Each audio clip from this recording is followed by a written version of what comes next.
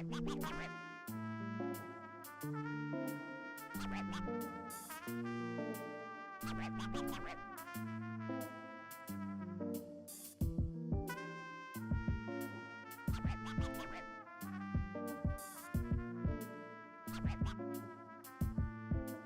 está papi?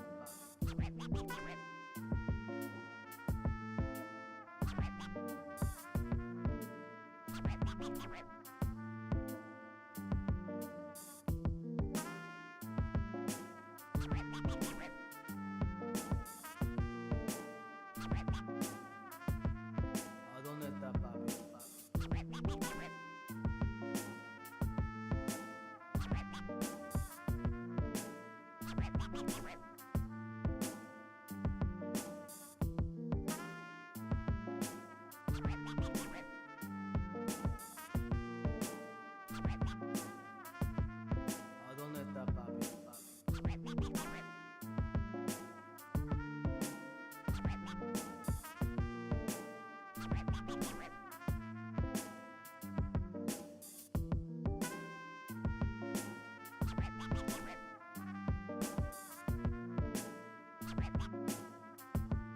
¿A dónde está papi? ¿A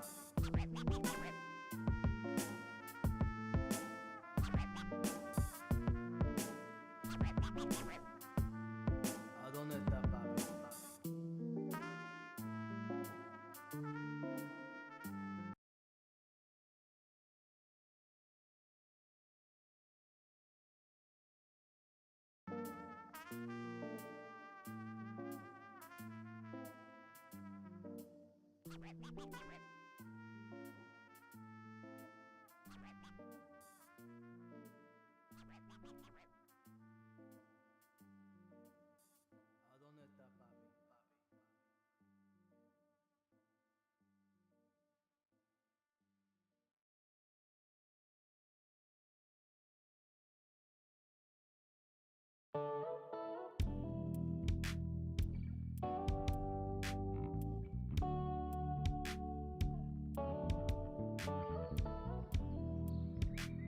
Welcome to the Wednesday stream. I hope everyone's having an awesome Wednesday. Welcome, it's the Morton. How's it going? We definitely have a few things to cover.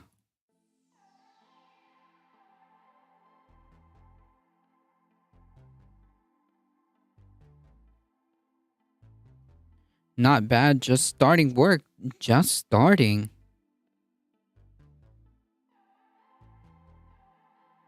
Wow. Cosmic Seeking, how's it going?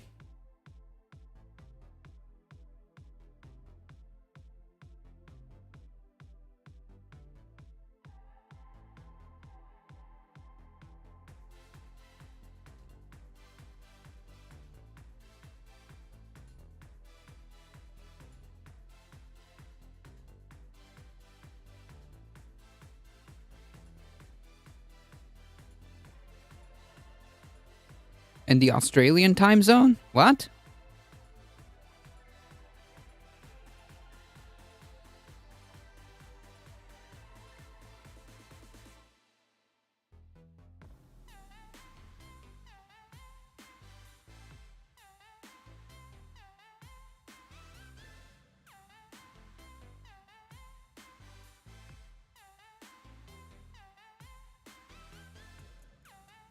Yeah, it's where the other devs are, and we got a lot of handover to do. Yikes. Hang in there.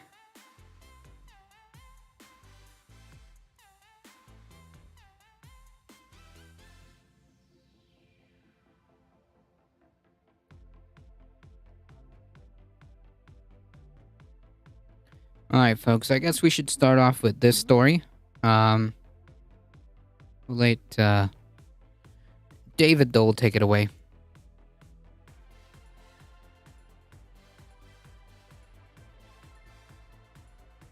Today, baristas in our stores earn on average $17.50. That should probably be $20 plus, like many Main Street businesses pay.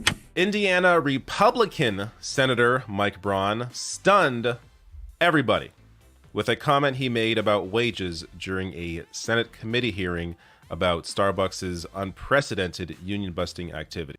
Yeah, I mean, like, make no mistake, like, they probably won't do anything about it, but yeah.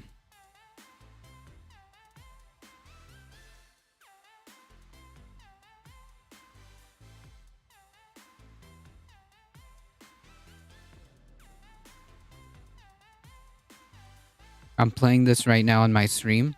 Nice. The David Dole clip. I don't mind working nights as long as I can keep the sleeping pattern. Yikes.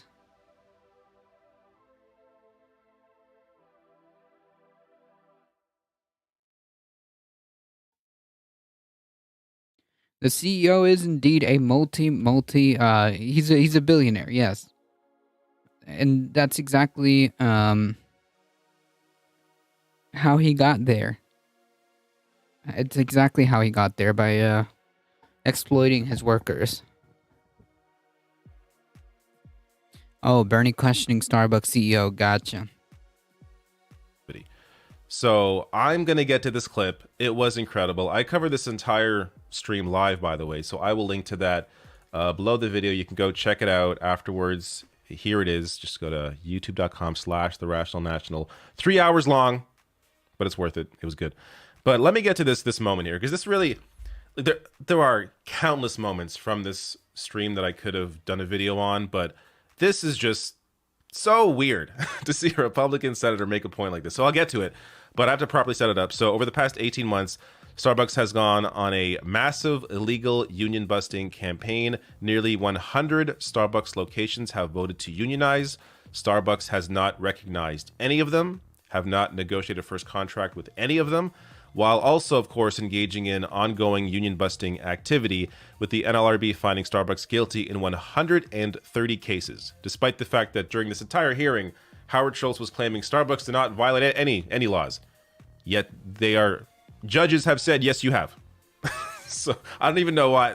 Anyways, that's a whole other discussion. But yeah, but like, I mean, at some point, I think we've had this discussion. At some point, you know, so many labor violations and all that. I mean, like, why are you still in business? Why are you still allowed to exist? I don't get it. Alia with the 15 biddies. Thank you so much. I appreciate the support. That was just one of the more absurd parts of that committee hearing. But to defend his actions, Starbucks CEO Howard Schultz kept bragging about this. Today, baristas in our stores earn on average $17.50. Respectfully, that's more than the minimum wage of every senator that's represented a state on this committee, including, respectfully, Chairman Sanders, where the minimum wage in Vermont is $13.18. We're at $17.50. All right, a couple of quick things to mention here before I get to the comments from Mike Braun. Howard Schultz here is comparing the average wage at Starbucks to the minimum wage in states.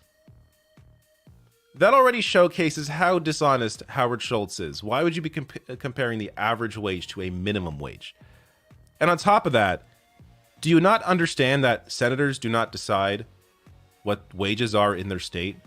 That's the job of governors and state politicians. Vermont has a Republican governor. How is the minimum wage on Bernie's shoulders? It's so ridiculous. On top of that, partners. This entire committee hearing, he doesn't call them employees, he calls them partners. Starbucks refers to their employees as partners. This is like the good, like, oh, we're doing like, we're like family. Also, like, Walmart cheating workers? Yeah, 100%. Yeah, 100%. That's how Walmart got to be Walmart. Yeah, almost a whole 5 hours. You can retire with that. True. Performance. If they were partners, then you would recognize their union. You would have a first contract with them. This would already be, there wouldn't need to be a hearing like this. So the idea that they're calling them partners when they're employees, again, it goes to this performative action that Starbucks is known for. But this is the most amazing part of this entire thing, is this response from Mike Braun. Again, a Republican senator. Here are his comments about Howard Schultz bragging about wages. Any large corporation shouldn't necessarily be bragging about $15 to $20 wages. When you look at the typical structure of a large company, that should probably be $20 plus, like many Main Street businesses pay. And I think if companies like yours and the larger companies don't do it, you're going to be constantly, grappling with maybe here. You protect. Absolutely amazing.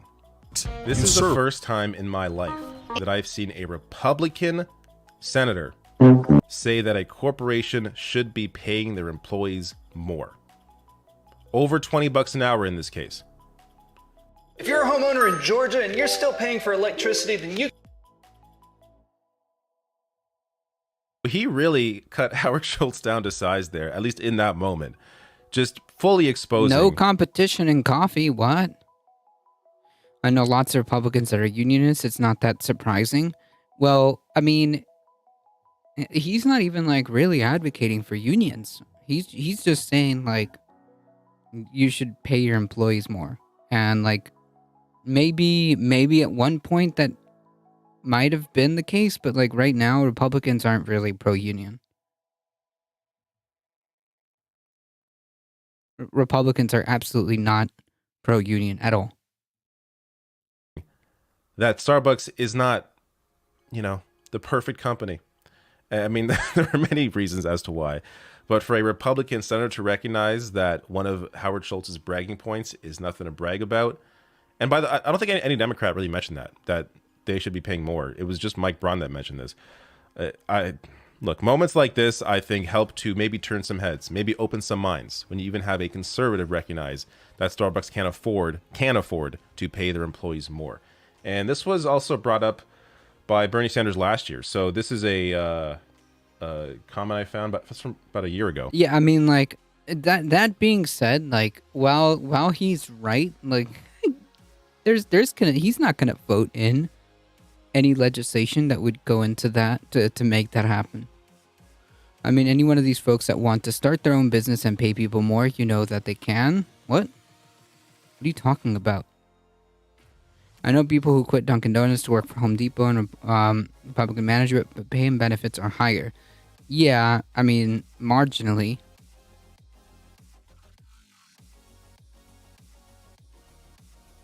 If those are your only options, then,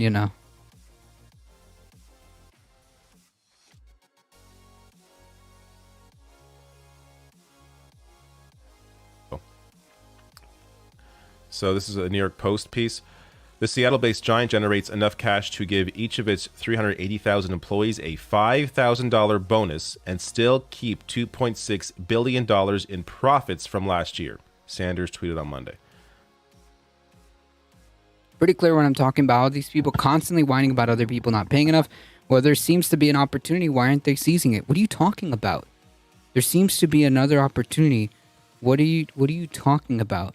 So, what are opportunities? Start your own business? Is that what you're saying? You should just start your own business? Everybody should just be a business owner? What are you on about? You're not making any sense. Go to a higher paying job? Where? If people's options are, minimum wage or garbage wages at Starbucks, garbage wages at McDonald's, garbage wages at Walmart or whatever, Target, I mean, there's no choice here. Yeah, dude, exactly. We should all just start businesses. True, dude. True.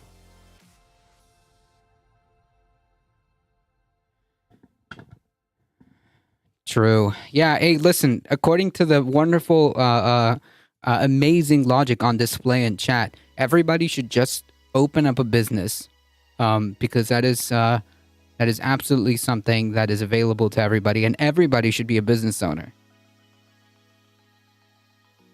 So, look, he did the math. There's no dispute of that anywhere.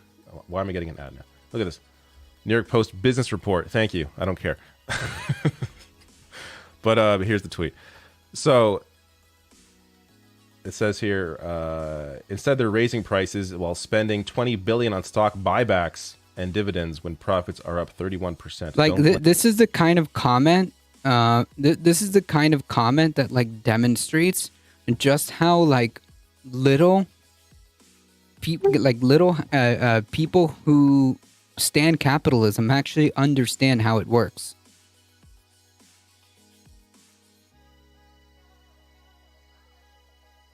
Blame inflation, blame corporate greed. When you can afford to give that kind of bonus, How did you badly miss? You said that everybody that is complaining about wages should just start a business. So all these workers that are unionizing to get better conditions should just start with like none of your comments in any way of interpreting make sense.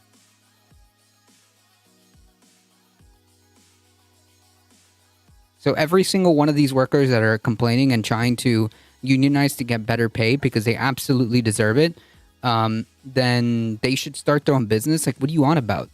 That those who constantly whine about people not getting paid enough could on their own or together start a business. No, they couldn't. That's the point. No, they couldn't. That's not how this works. How elementary. No, they can't. No, they can't. That's not how that works. How do businesses start? So that's what I'm saying. Basically, you're just saying that everyone should just start their own business.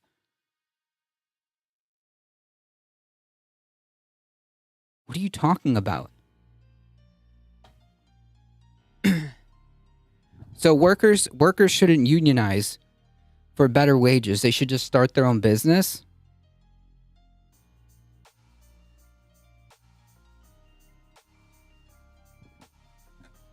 Clown fucking logic.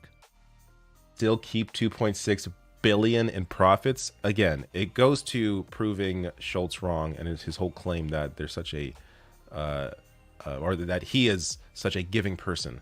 And again, the whole hearing, if you saw Schultz, you know, I could bring on more clips, but it's funny how weird your there it goes. Your ignorance as some sort of comeback. Or ignorance, literally. I don't know what that means. Whatever. The point being is that right now,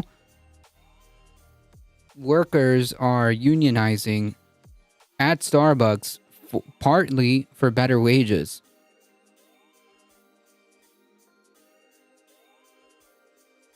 And you're saying that all those people who are whining and complaining should just start their own business. With what capital? These are workers.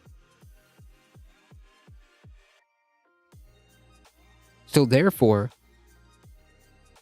if you follow your logic to its natural conclusion, anyone who complains about wages should just start their own business. So if that's the case, then we should all just be business owners. It's ridiculous.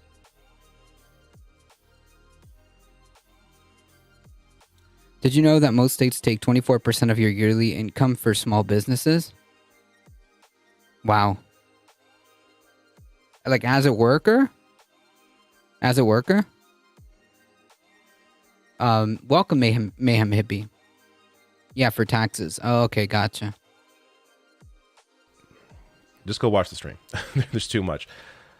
Following what Bernie said there, though, Starbucks then felt more pressure and they committed to $1 billion in fiscal year 2022 investments to uplift Starbucks partners, employees, and the store experience. So on that point, that's when they decided to raise wages and double training for workers as Schultz tries to heat off union push. So the pressure around all their anti-union activity, all the coverage of that got them to raise wages and improve. Yeah, like so that's exactly my point. That the reason why these workers were trying to organize was to get better wages. So instead of dealing with like the obvious problem, which is like these greedy fucks not wanting to pay people living wages, instead the clown in chat is offering the most ridiculous solution, which is just to start your own business. Okay. But CEO compensation has grown 940%. Typical worker compensation has only risen 12% during that time in 2019. Yeah, it's not surprising. The worldwide average statutory corporate income tax measured across 180 jurisdictions is 23.3%. When weighted by GDP, the average statutory rate is 25.43. So small business pays more than big. Yeah, that's 100% true.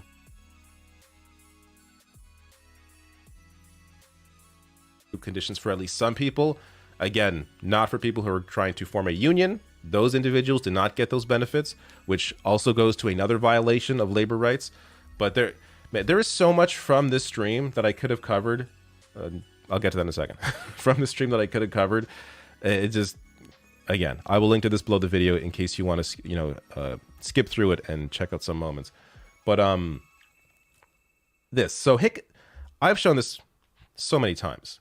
As union membership declines, income inequality increases, showing that unions benefit everybody, all workers in society, not just those that are in a union, because they raise the standard for what is acceptable in the workplace. Out of all people, Hickenlooper brought this up. It stunned me. I always, based on his run for president in 2020, I always saw Hickenlooper as a much more conservative Democrat. But for him to raise this point was really good to see. And really, all the Democrats on this panel had fairly good moments in their questions on Howard Schultz. So really good to see more of a voice for labor rights here than what you at least generally see. And again, you could say, well, talk is cheap. They're just doing it in this moment. And that's a fair criticism. That said, it was much better than the tongue bath that the right gave him during this entire hearing, minus Braun and that one moment. So again, I will link to this below the video. Look, I could do like 10 videos on this hearing. There is so much from this, including reactions from former employees. So I had a very weird-ass moment this morning. I agreed with Tucker Carlson on something. I mean, yeah, did you know that Hitler one time said that water is wet?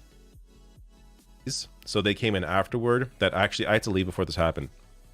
But there were former employees who tried to unionize, and they were either fired or restricted from being able to form their union in some way. So there's a lot of discussion around that as well. Just there is so much on this topic that I wish I could cover. But check out that stream. You will find a lot of goodness within it. And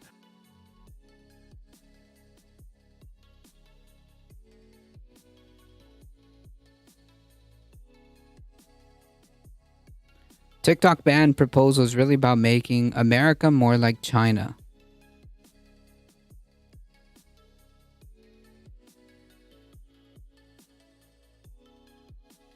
What?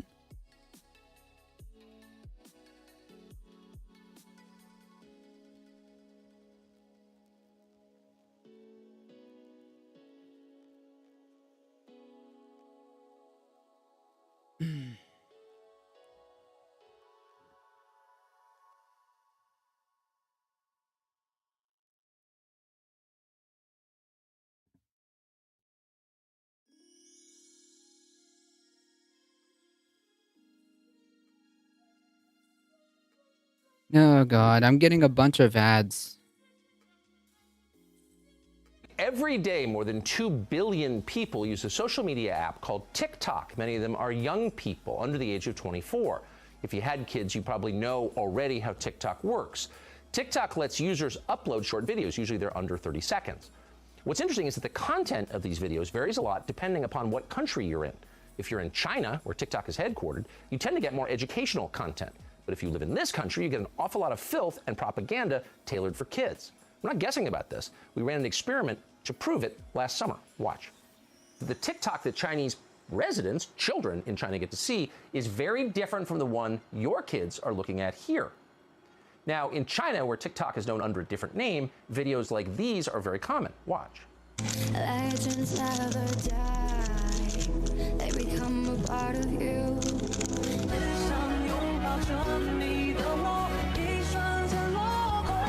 You know what American kids, your kids, are watching on TikTok? Stuff like this.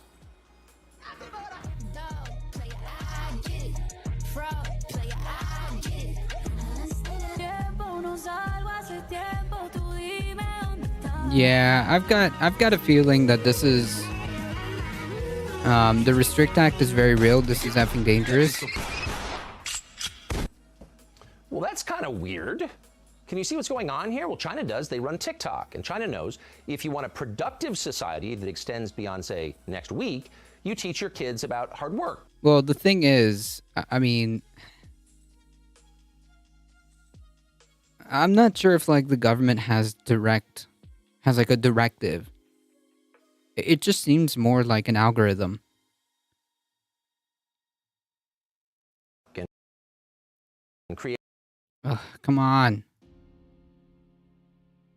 I hope the stream does not get muted. Oh yeah, that's true.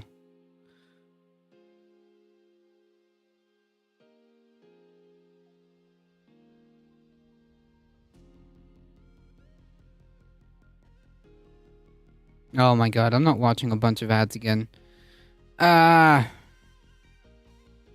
Anyways, if you want to talk about like the problems with, you know, the amount of data that social media companies have, that's fine.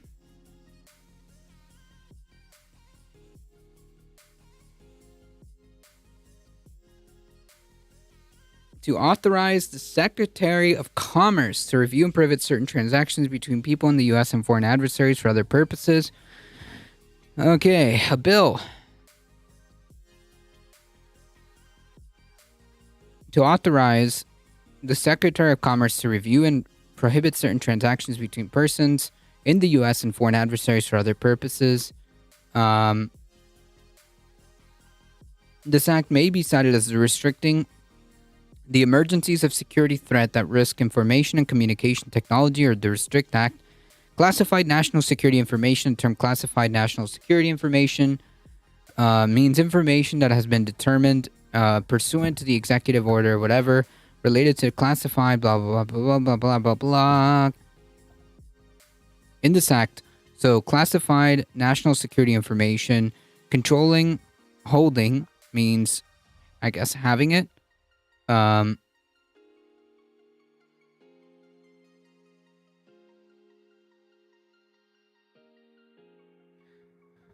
In general, the covered transaction means a transaction is in which an entity described has any interest, including through an interest in a contract for provision of technology or service of any or any class of such transactions.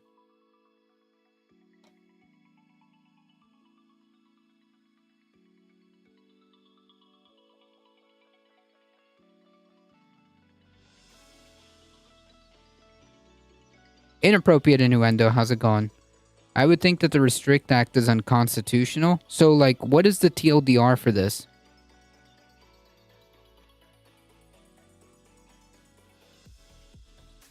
You basically can be investigated for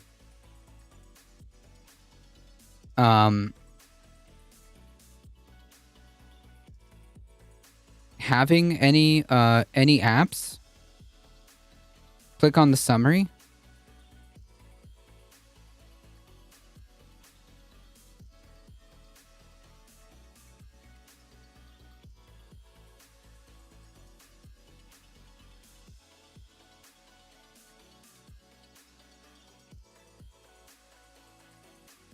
Hey, bipedal meatbag.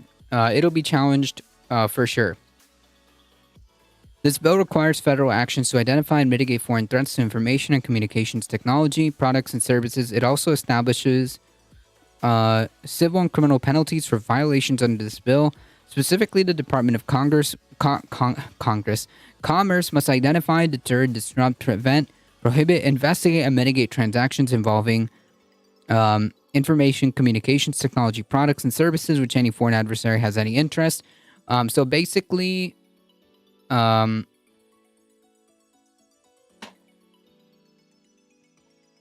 if you're using TikTok, because that is a product and service that's from any foreign advice. This sounds like a way of expanding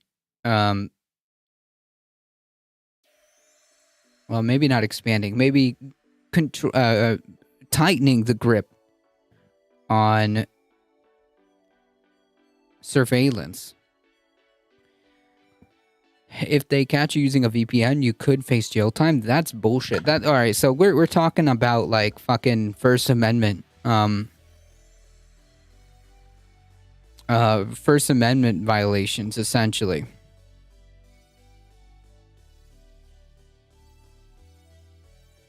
Additionally, Commerce must identify and refer to the president any covered holding, stock or security that poses an undue and unacceptable risk to the U.S. national security and safety of U.S. persons.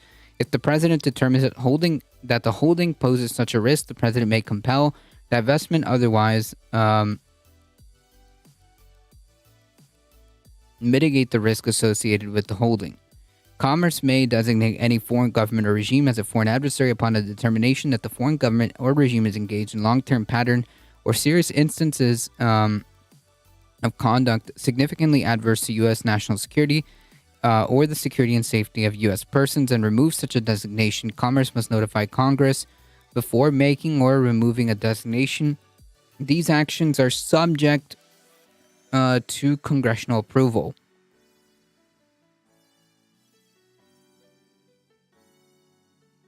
The bill outlines enforcement mechanisms, including actions by the Department of Justice, civil and criminal penalties for violations. So, like, yeah, basically, if you use a VPN, I guess, to bypass this, straight to jail.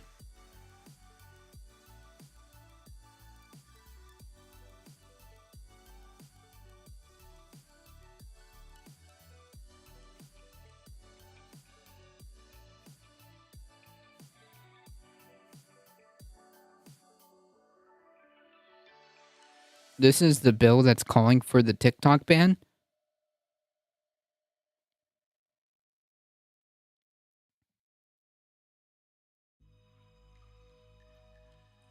Most people, yeah, I used to have a VPN.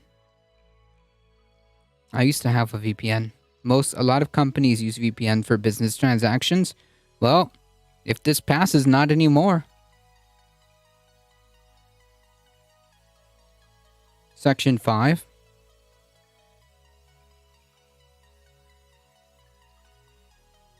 We'll go to Section 5.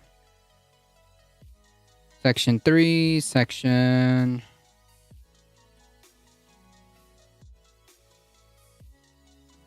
3, 4.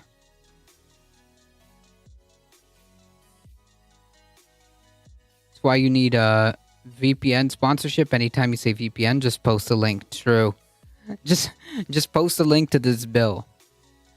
Priority information and communication technology. In carrying out Section 3 and 4, the Secretary shall prioritize the evaluation of information and communication technology products or services by a party to covered transaction in a sector designed by critical infrastructure and policy directive relating to critical infrastructure, security and resilience, software, hardware, any other product or service integral to communications, telecommunications, and services, including wireless, local area networks, mobile networks, satellite payloads, satellite operations and control, cable access points, wireline access points,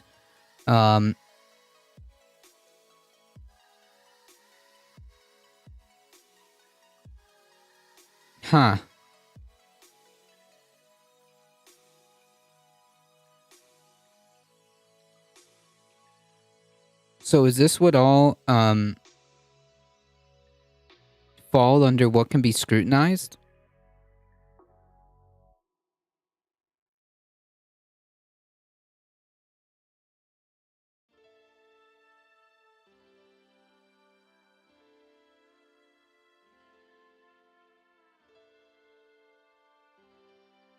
This basically gives them free access to investigate without limitations.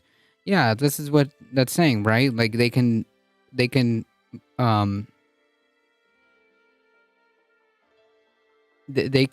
access all of anything that involves all of this, right? Is that what it says?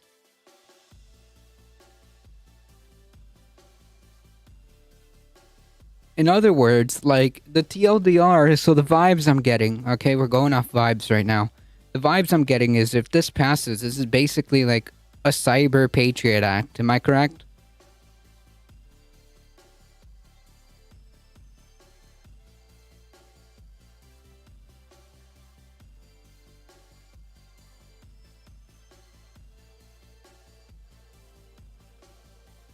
Why won't you let us spy on you?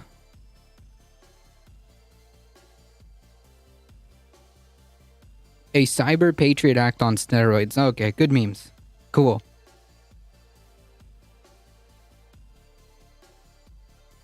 Originally, the bill had requested 12 words of the internet. Basically, what makes the internet run, and it was pulled. Jesus Christ.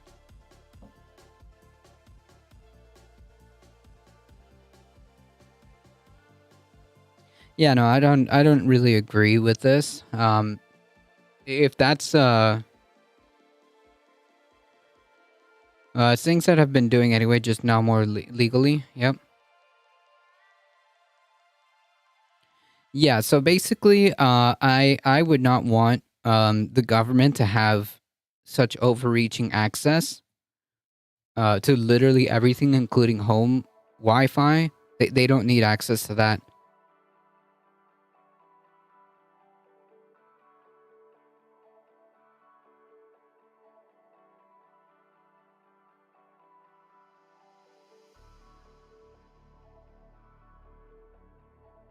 Yeah, so expanding like the surveillance state is not something not something I'm a big fan of, so no. My internet's been crap the last 3 days, constantly buffering. Oof, rip.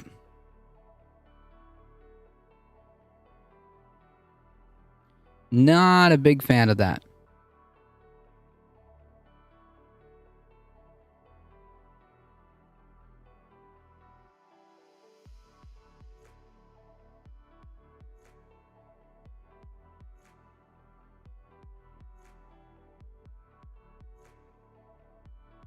The Internet Archive breaking DMCA? How?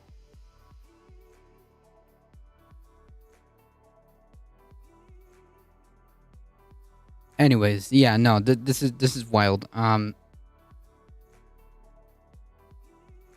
This is wild. No, I do not agree with giving the government more access to essentially investigate people. Nah, I'm good. I'm gonna take a hard pass on that one.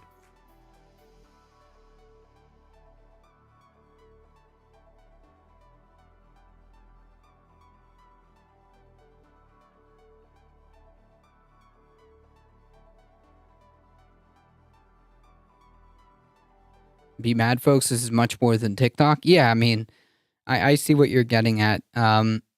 Yeah, so TikTok was the excuse, and basically what they want to do is increase their ability to surveil people online. Nonsense. Nonsense. The Internet Archive was copying books off from 4 big authors' estates. Oh, yikes.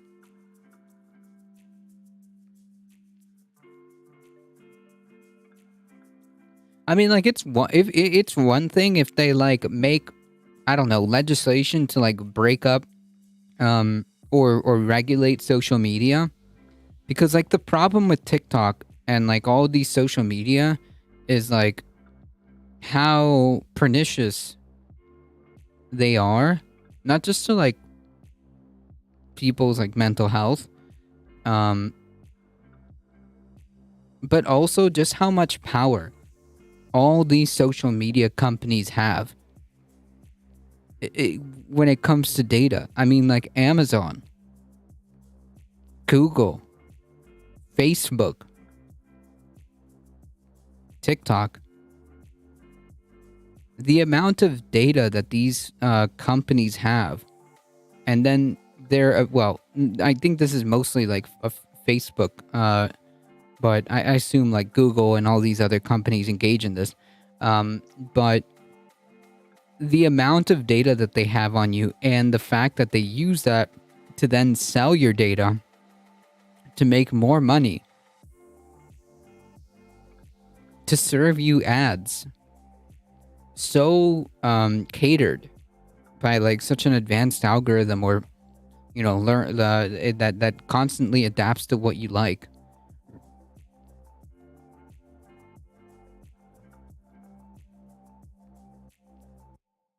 So that you can buy more stuff and be constantly glued to the screen or whatever. It's designed to keep you hooked to the screen. I mean, that's what they're designed to do. And Meta lobbied for this, yep. But they control most social media. We saw that in the last election. Look up France on IG and then look it up on TikTok. Two very different worlds. It comes down to controlling the people and the narrative and the information they have access to. I mean, yeah, sure. I'm sure that's a part of it. I'm sure that's a part of it. I mean, well, maybe. I don't know. It just seems more straightforward than like. It just seems more straightforward to me. The algorithms are going to serve you what you want to see. The algorithms are going to be geared to serve you and to keep you glued to that screen.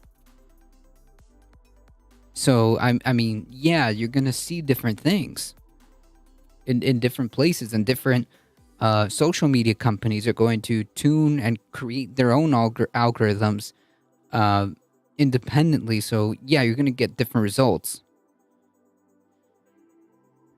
I mean, it just seems like a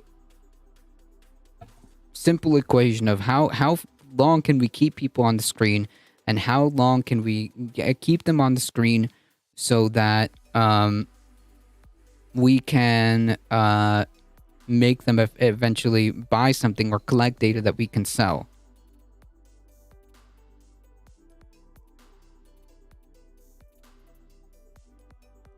That's basically it.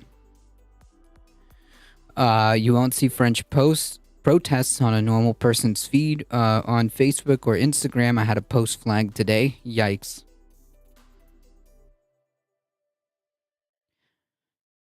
To be fair, I mean, like, I guess it depends on who you are friends with or who you follow, but like, I've seen a little bit more nowadays. I don't know. It just depends, because everybody's feed is going to look different. Holy F, I just reviewed the scope of this bill. They're even they're even asking for access that is literally impossible, aside from everything manufactured after 95, which runs on electricity, no exaggeration. Yeah, yeah, it seems like a very, very a cyber version of, the Patriot Act. Welcome, Maple Leaf Dragon. Don't want people getting ideas about seizing the means. True. No, I question, like, how much, like, information we're getting about that, but, like, there have been more reports. The more I looked for it, in terms of, like, what the French protests. This bill is discussing was never about TikTok. They just needed the in. Yeah, I mean, yeah, it's not just about TikTok. Clearly. If it was just about TikTok, they could just make it so. If it was just about TikTok, they could just be like, look, they could make up some bullshit excuse and say, like, yeah, due to national security reasons, we're not, we're not going to allow this. And then, like, that's it. You can even make up some bullshit about, like, national security. Or say, like, oh, only, government officials can't have, access to TikTok. From now on, there'll be no even...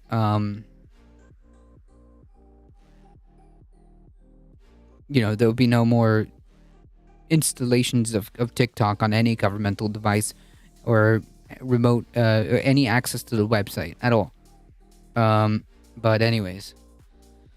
But Tucker was talking about the dangers of this bill. Yeah, but like that's what I'm saying. Like, you know, this is a Hitler decided to say that water was wet, and he was right. I don't need Hitler to tell me that water is wet.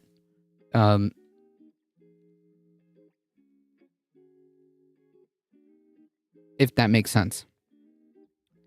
People, even Rand Paul is against this. I did hear about that. But see, like the way the media depicts it, it's like Rand Paul is against banning TikTok. Well, why?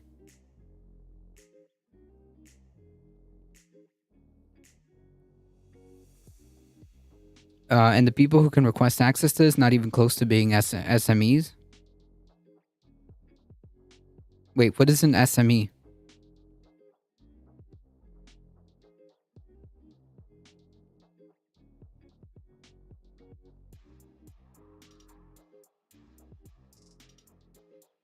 Oh, subject matter expert. Gotcha. The people who can request access to this, like access to your data, aren't even subject matter experts. Jesus.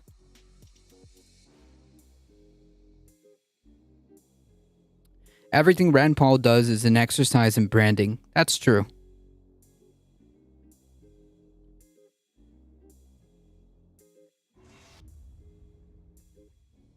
That is true. However, the bill as it stands is pretty concerning. Regardless of what Rand Paul says or doesn't say, on its face, the bill presented in front of us is not good. Not good. Not good.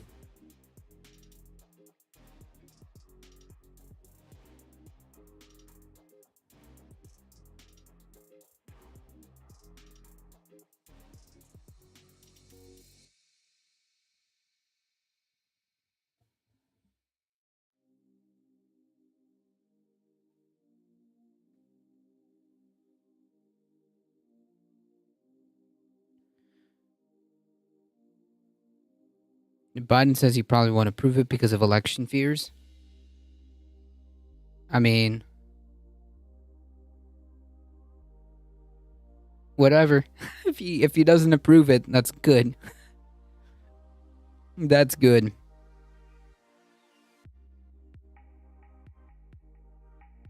Who wrote this bill?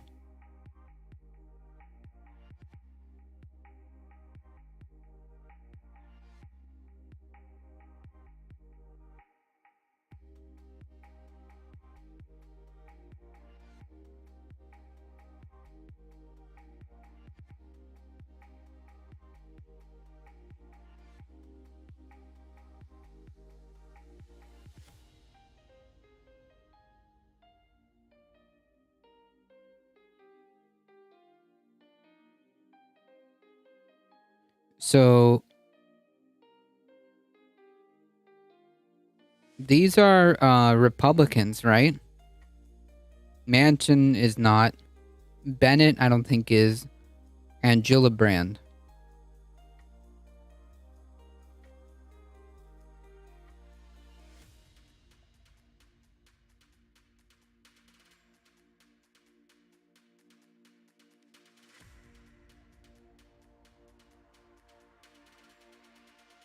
Example of what can be done with this legislation. Cabinet member doesn't like your face. Writes order to retrieve every piece of data from the moment you are born, public and private, social, financial. Yeah, that's just creepy.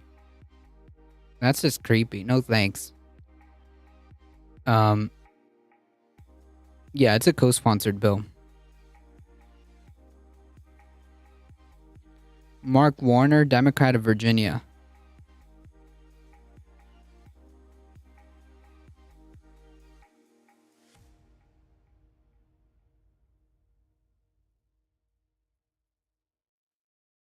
Yeah, no thanks. Hard pass on this one.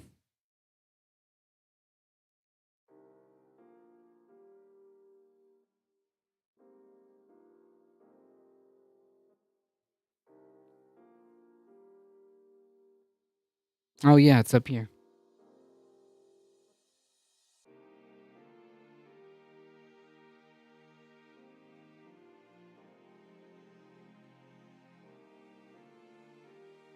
I've got to sit down and read through the whole thing, but yeah, no thanks. As it stands, if if we understand it to be like this, yeah, no, hard pass.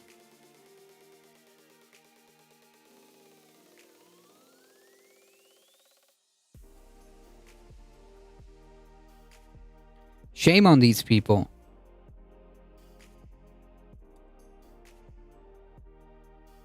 Shame on these people.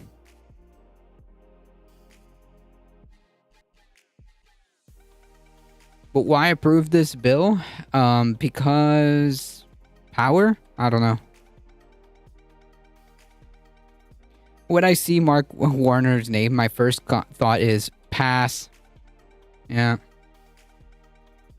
Well, yeah, I'm gonna take a hard pass. Sorry to hijack the stream with this, but everyone needs to be talking about this. Yeah, it is very concerning. If all of us are pretty much reaching the same conclusion about the extent about the implications or the possibility of how this bill could be used, no thanks. No thanks.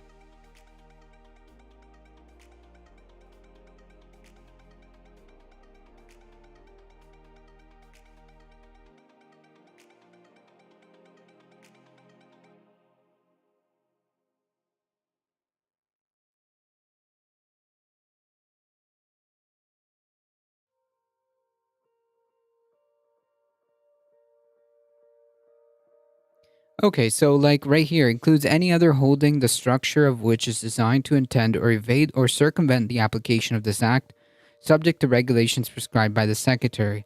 Is that like specifically, or like I guess is that where the implication of like a VPN could potentially get you in some hot water?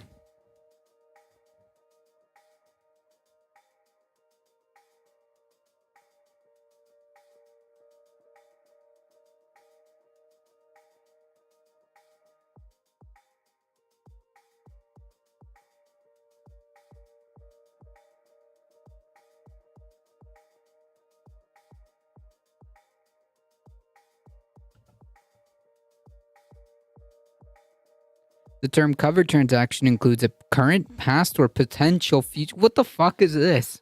Potential future transaction? Okay.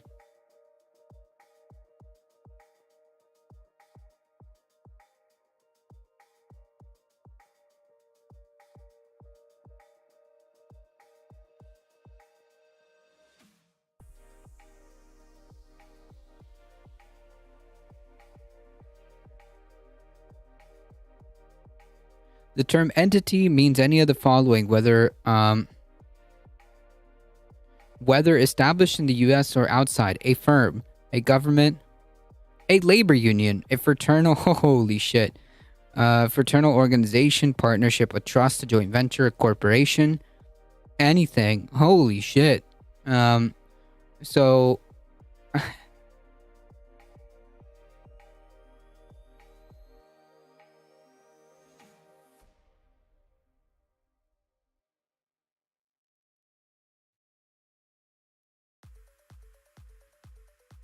yeah, no thanks.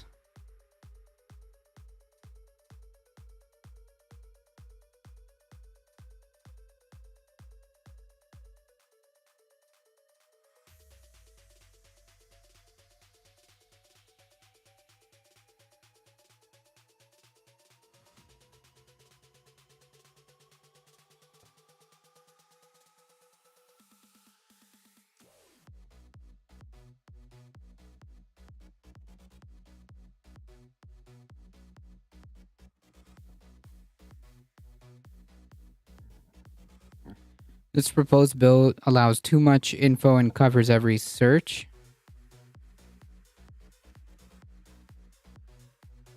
Yeah, this is yeah, this is I'm good. I'm good on this. The people who co-sponsored this bill have no idea of its implications. The bill appears to have been written by an NSA operation analyst. I mean, it wouldn't surprise me if some intelligence people had some input on this, because like the whole point was to stick it to China. The whole point was to stick it to China, so basically they came up with this blueprint or roadmap to be like, okay, well, how do we do this? They absolutely must have had some type of input from intelligence people.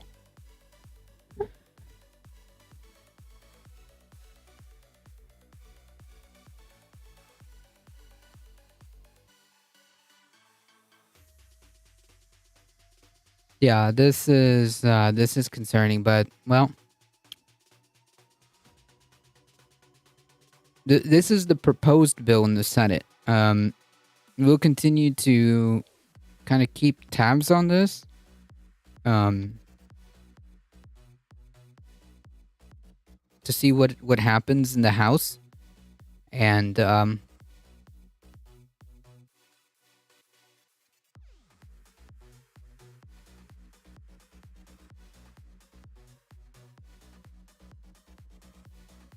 we'll definitely keep tabs on this.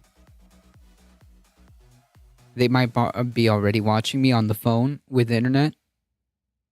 Yeah. They already do. I mean,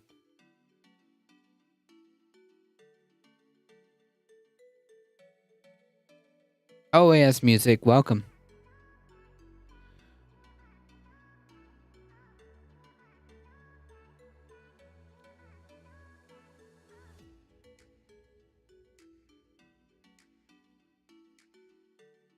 All right, switching gears.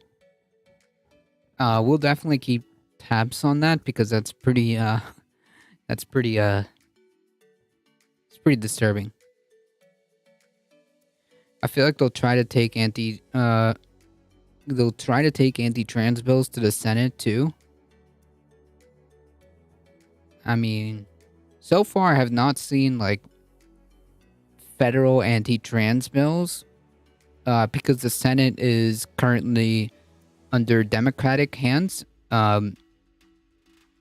The concern is mostly across like all these conservative like ruby red states who are passing all these like anti-trans, like anti-LGBT legislation, is mostly like at the state level where it's important to pay attention. Your ISP can get involved, and the FBI can get involved if people are actually committing crimes.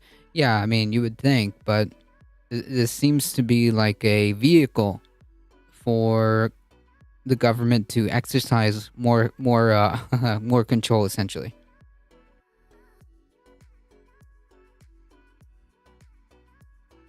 That is deeply disturbing.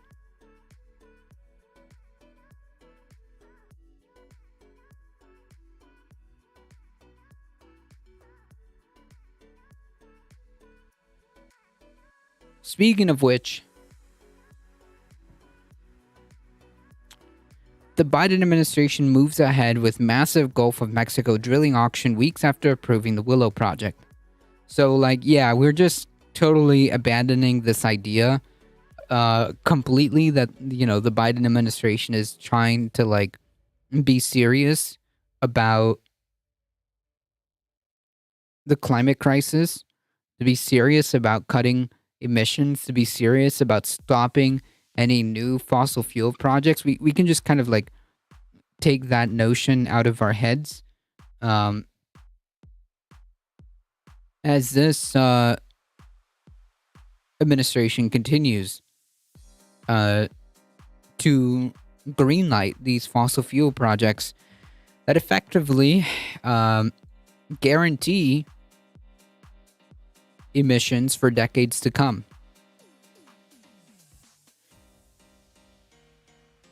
$130 mass shootings so far, but let's ban TikTok instead. Really, truly focusing on the real problems. This last one,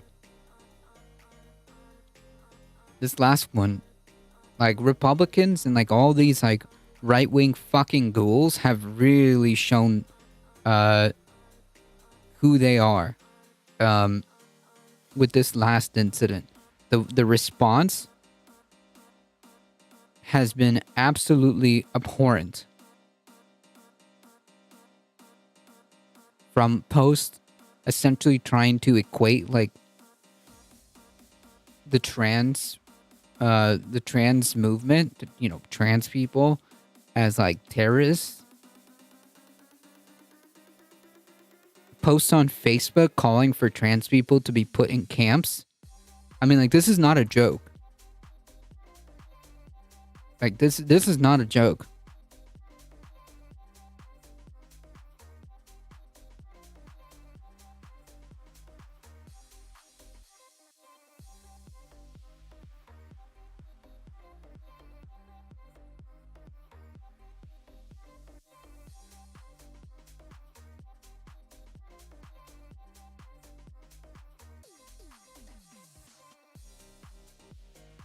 We have 130 mass shootings, and like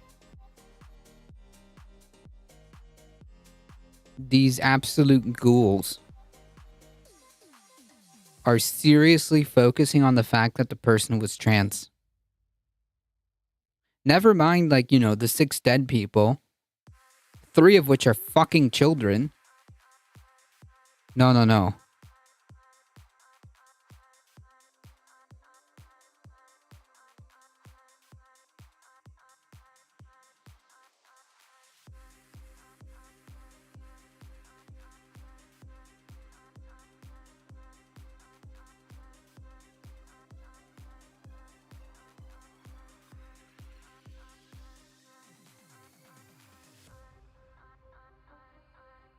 Matt Walsh.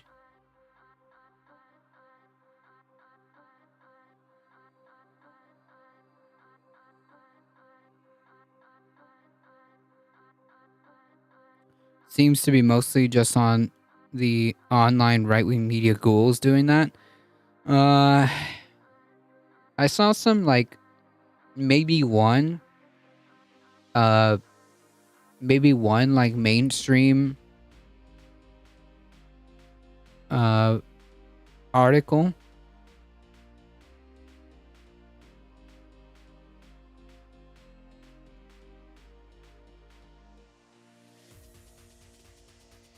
For instance, C-SPAN callers have been arguing about guns, though the last week they were transphobic while talking about the Parents' Bill of Rights. Gotcha.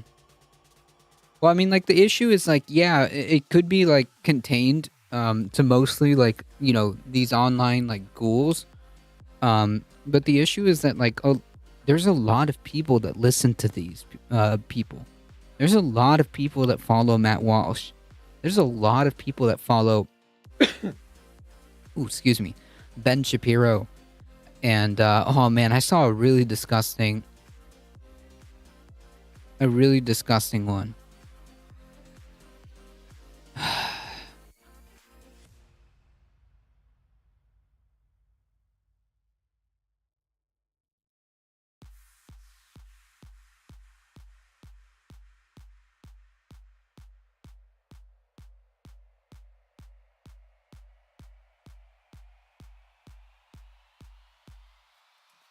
There was a really bad one that I saw. I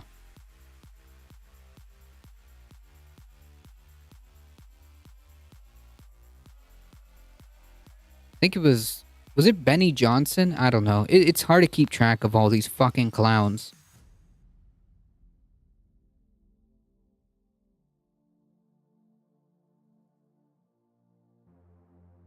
But like the response has been like so disgusting. Absolutely disgusting.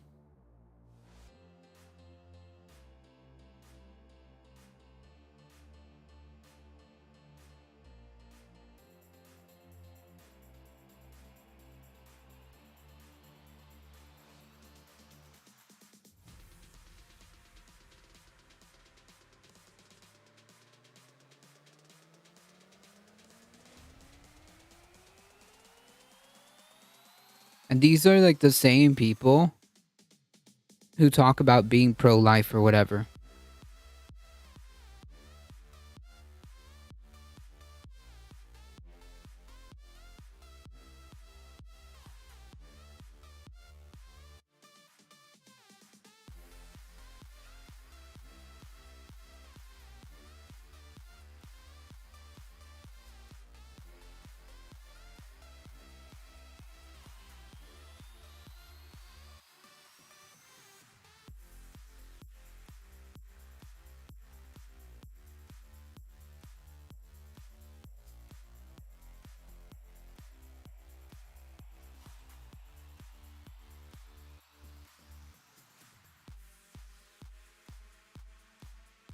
Oh, I saw one post of like a former, I think, Trump campaign person saying that like people who are trans essentially should be banned from owning guns.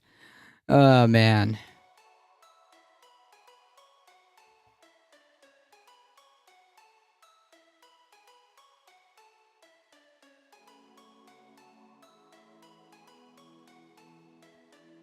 What streak? What is streak?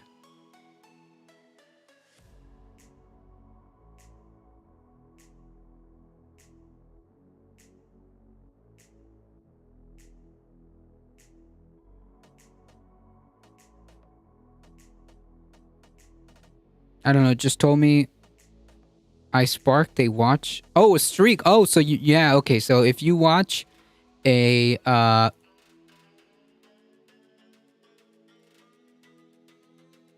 if you watch the stream after like I guess success in succession, it gives you like a streak you know, reward or whatever.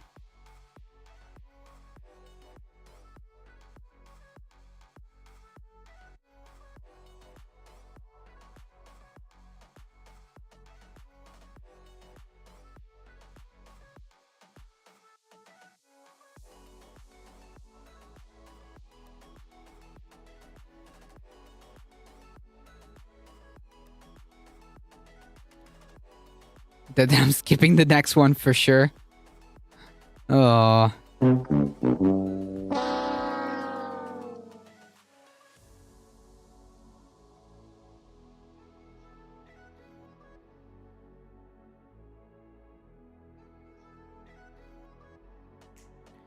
It's Twitch saying we're doing something we promised while they're laying off 400 workers. Yeah.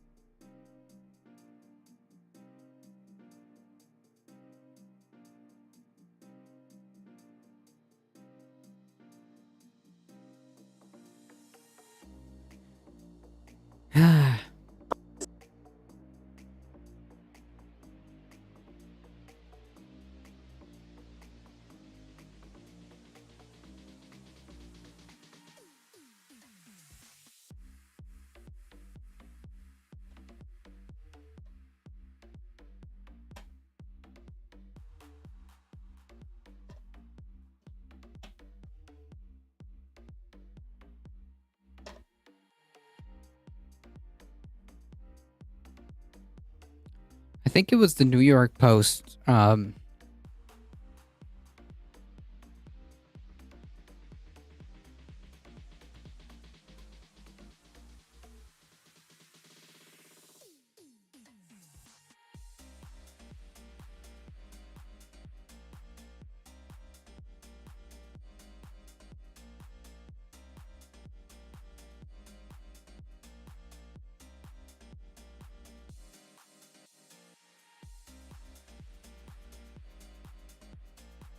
Yeah, I couldn't find it.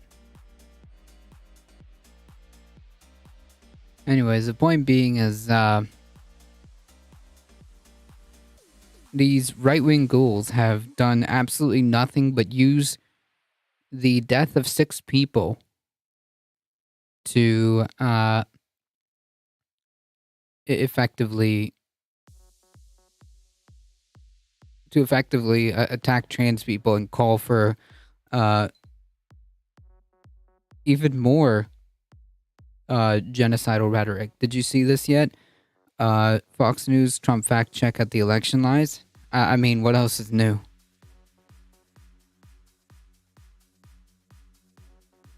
Angry Fox News chief said fact checked on Trump election lies bad for business. Of course, Rupert Murdoch told us that it's all about green. It's all about the, you know, it's about the money. The top executive of Fox News was furious that one of the network operators was fact-checking Donald Trump's false claims about the 2020 election because it was bad for writing in a December 2020 email because it was bad for business. Suzanne Scott, the chief executive of Fox News, was responding in early December of 2020 to an on-air fact-check by Eric Shawn, one of the network's anchors. This has to stop now, she wrote to Meet Cooper, another executive. This is bad business and there's clear lack of understanding of what is happening in these shows. The audience is furious and we're just feeding them material. I mean, Jesus Christ. Talk about, like, the quiet part out loud.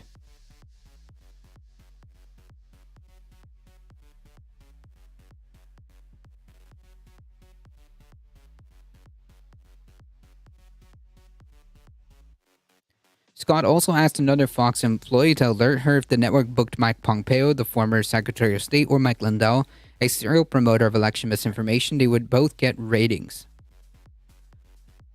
The message is part of a tranche of internal communications obtained by the voting equipment company Dominion in its $1.6 billion defamation lawsuit. I mean, like, yeah, I think the point to illustrate here is that the malicious intent is the intent. Like, they weren't just doing this out of ignorance.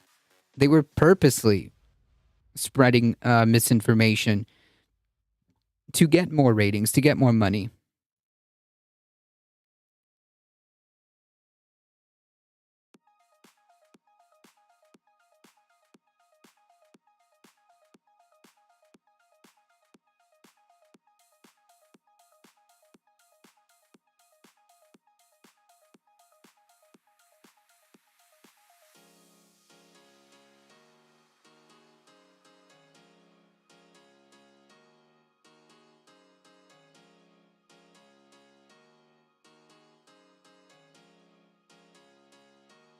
We need ratings. Exactly.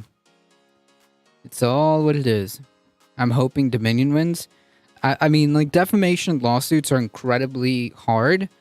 But Dominion is like, all this demonstrates is that, like, you know, Fox News took a very deliberate effort, a very deliberate calculation to spread this misinformation.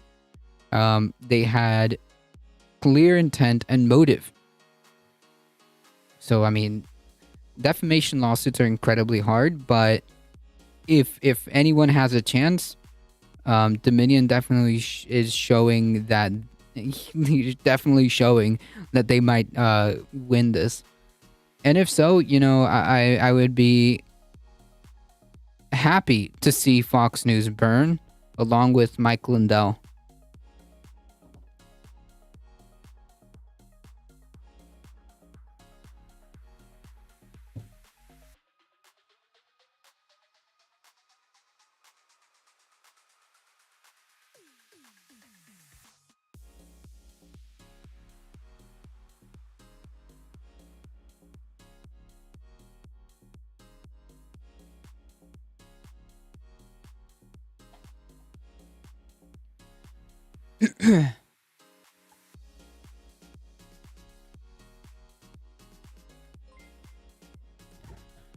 You don't like Fox or Mike Lindell? No, I don't like liars. No, I tend to not like liars. This is true. I tend to. My name is a difficult truth. My name is a difficult truth. Why would I like liars? They'll make no sense.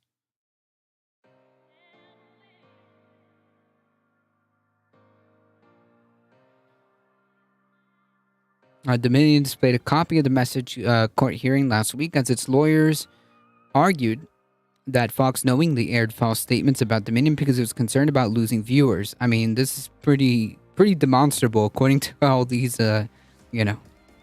reports. Mike Lindell says how its brother, he only spoke facts. If you're sheeple, that's why you hate him. True, buy his pillows right now. True. You gotta use his discount code, though.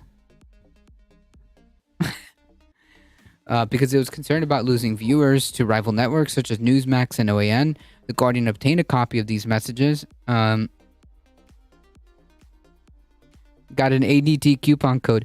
If you use today, If you use today coupon code A difficult truth, you get 25% off the My Pillow, the My Pillow set. These are some of the best pillows around. For he got off that stuff. Yeah, I don't know. It doesn't matter if he was on drugs or not. It doesn't matter.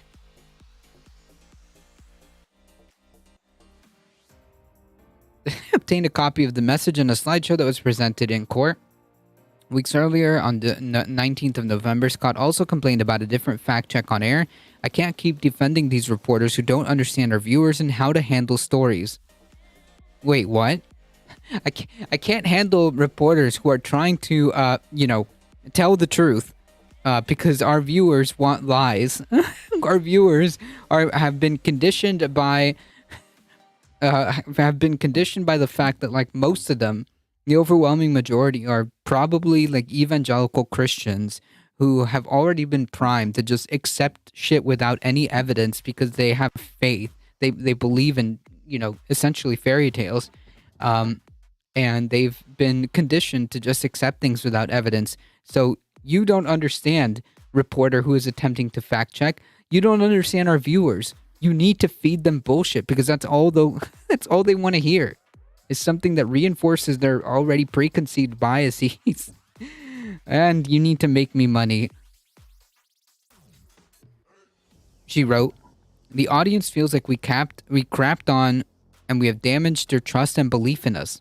Well, if you're telling the truth, then that's a them problem. If you're the one that's telling the truth and the people that you are telling the truth to are mad about it, then that's their problem. It just seems so bizarre to me.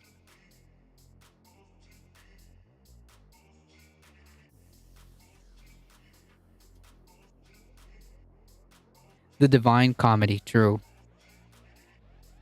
The reporter who did fact check, Kristen Fisher, said she felt she was punished for telling the truth. I mean, essentially. Like, this is some literal, like, unironic 1984, like, propaganda bullshit. Fox said it was reporting on newsworthy allegations by former president and his lawyers, and that its viewers would not have understood its broadcasts about Dominion to be statements of fact. So you're saying that all these people are what? They're incapable of, like, comprehending the fact that, like, the former president is completely is making completely bonkers statements about the election. They couldn't understand that. Why? Answer me that question. Why couldn't they understand the fact that, like, the president and his lawyers and the people on the TV were lying? Is it because perhaps maybe they're in a cult? They've been, like, essentially this entire, like,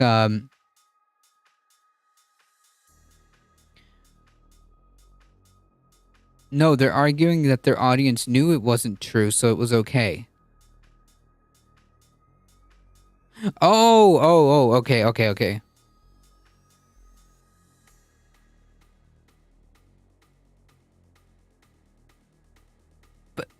But no, but they can't, how could they claim that if they knew? It's a weirdly worded sentence. Gotcha. Yeah, but they can't. Why are they claiming that? All right, listen, the people that are listening should know it's not true. So that's kind of like not on us. Bro, you're a news network. Okay.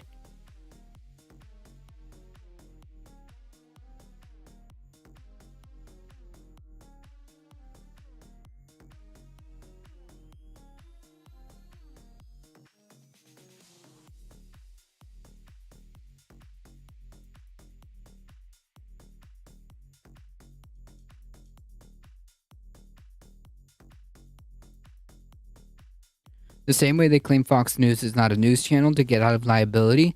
I mean, at some point, like, you can maybe argue on certain instances, like, like the Tucker Carlson show is just It's just opinion. It's not actual news, and no reasonable person. But like, damn, dude, really?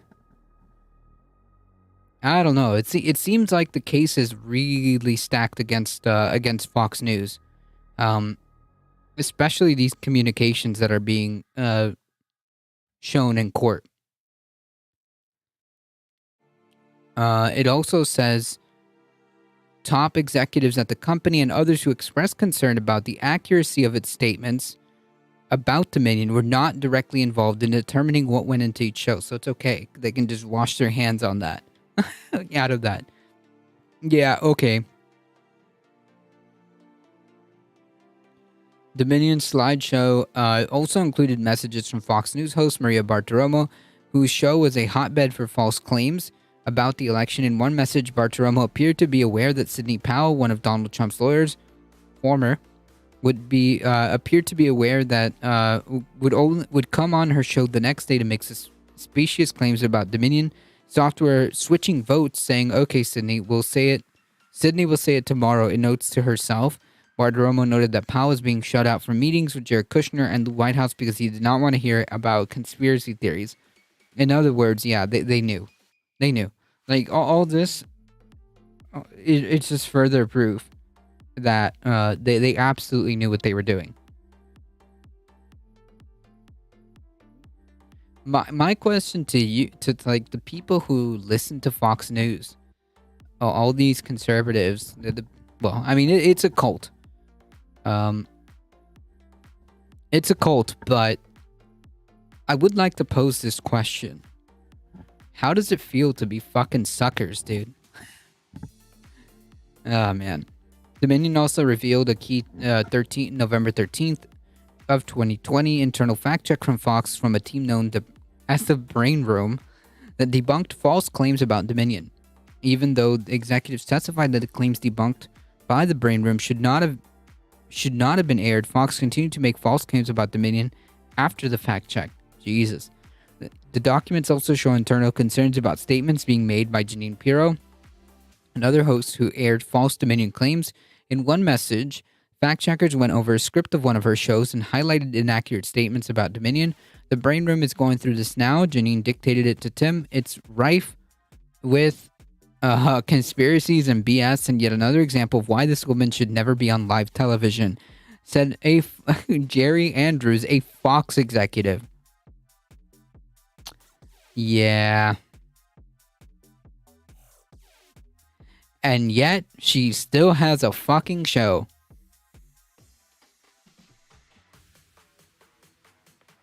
Principles and integrity be damned at Fox News.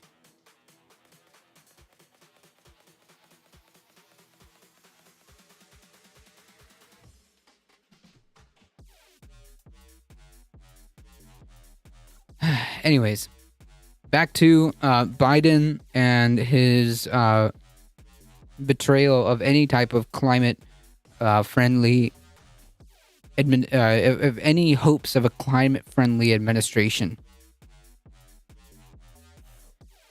Weeks after the controversial Willow oil drilling project was to go forward, the Biden administration is auctioning off more than 73 million acres of waters in the Gulf of Mexico to offshore oil and gas drilling.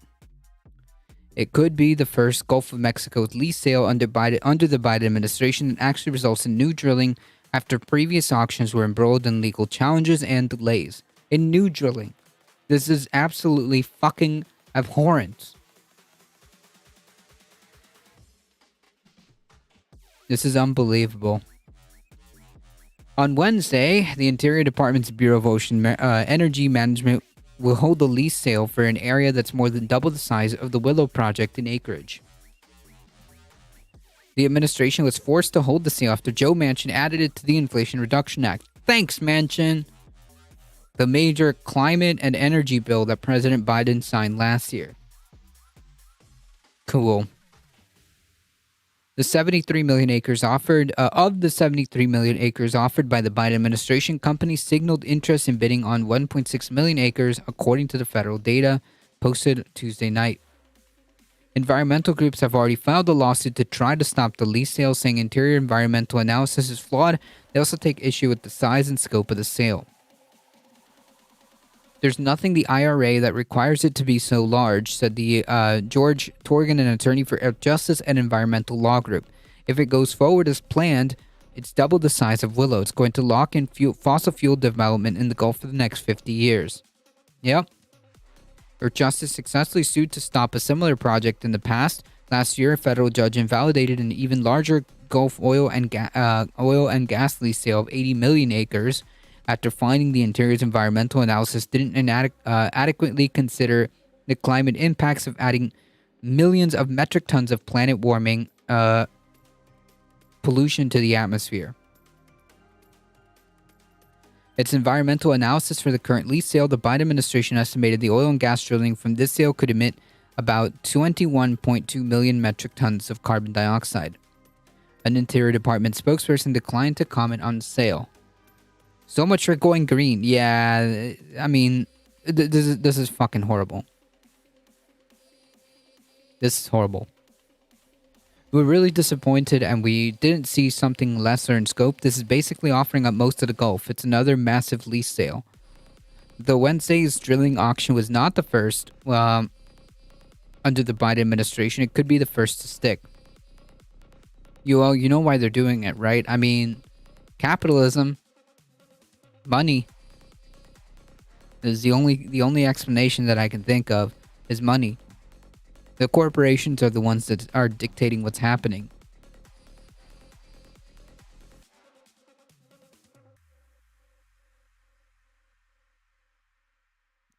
Shareholders are more important than the planet. It's a bit more complicated. Well, I mean, what do you mean? It follows a messy and protracted legal battle over another 80 million acre lease sale it offered in 2021 after a Louisiana judge tossed Biden's attempt to ban new oil and gas leasing on federal land and water. Interior ultimately canceled those leases, citing delays due to conflicting court rulings. So Saudi Arabia is getting ready to switch their currency from the US dollar to the yuan. To the yuan? Is that the Chinese currency?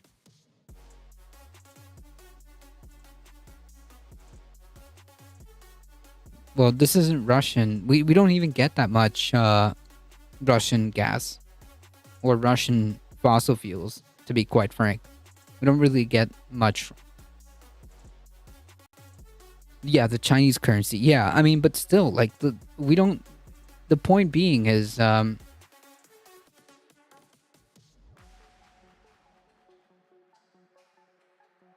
point being is, like, we don't need to open up more fossil fuel projects. If anything, if your concern is your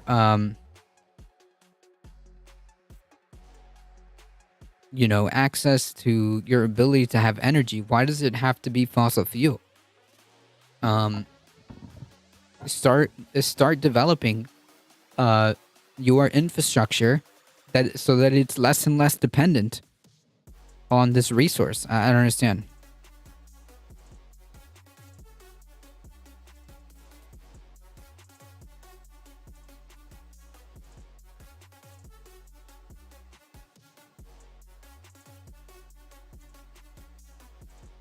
There's a French company trading UAE oil with China in yuan. Gotcha. A large part of the value of the US dollar is dependent on oil being traded. Yeah, the petrodollar. Yes. The petrodollar.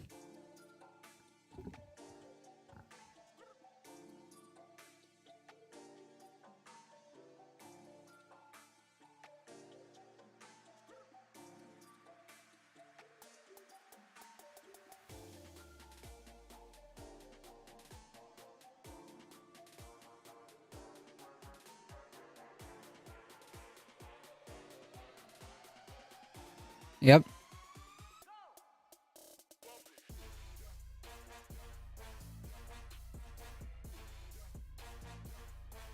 I do not disagree, but right now we're not there. We're not even close. Yeah, but then we should we should be then redoubling our efforts if that's the case. If it's such a like a whatever you want to talk about, like a bullshit national security concern, then yeah, you should be starting these projects now. And you should also be preparing for if that's the case, you should also be preparing for the inevitability that maybe the petrodollar will not be the reserve currency, and that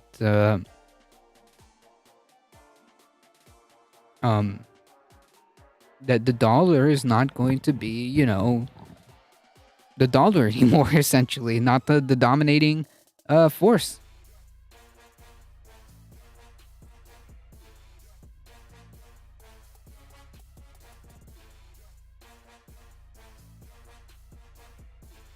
Empires come and go.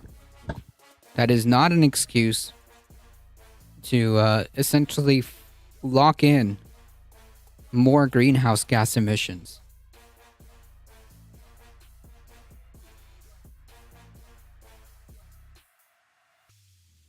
Yes, we're going to talk about the well, we at this point we'll probably just like summarize it.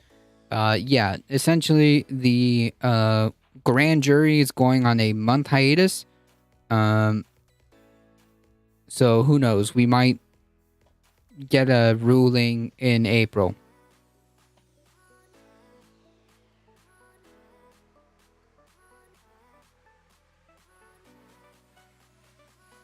I do not disagree with you, but that's the main reason behind the push of the Willow Project, along with your point. Yeah, I suppose it's not an excuse, but it's something that is happening and will continue to happen. Yeah.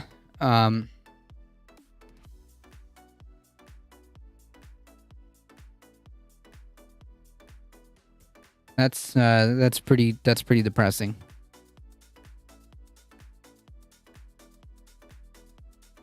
Even if they set up all the extraction rigs, the demand for carbon fuels is going to crash soon. I mean, what does soon mean? Like soon, like by the time these things get set up? So then, like, what's the point, right? Soon meaning like in decades?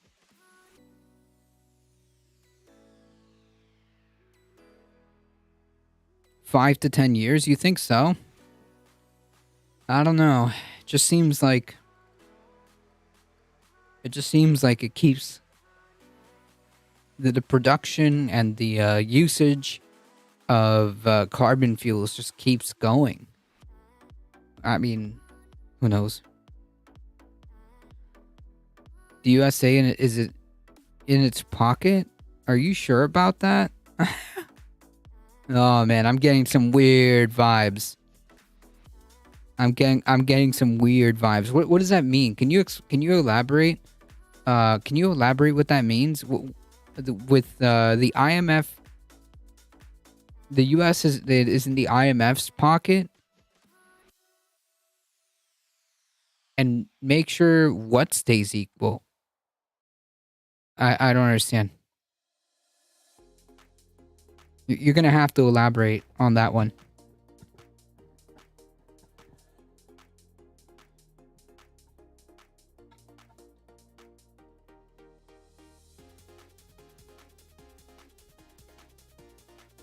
Manchin, who helped spearhead the Inflation Reduction Act, specifically wrote into the law provisions that required the Interior to hold new oil and gas lease sales in the Gulf and Cook Inlet in Alaska. Wednesday's sale won't be the last. Another sale is set to be scheduled in September. Wednesday's lease sale comes after the Biden administration's controversial decision to greenlight the Alaska oil drilling Willow project.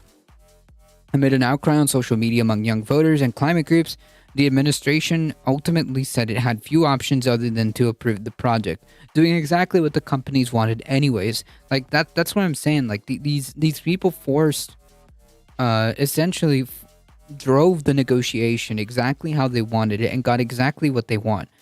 They literally said that like if the three of the 5 weren't approved, then it wouldn't be economically viable, is what they said. And that's exactly what happened. My strong inclination was to disapprove it across the board, said Biden last week in Canada.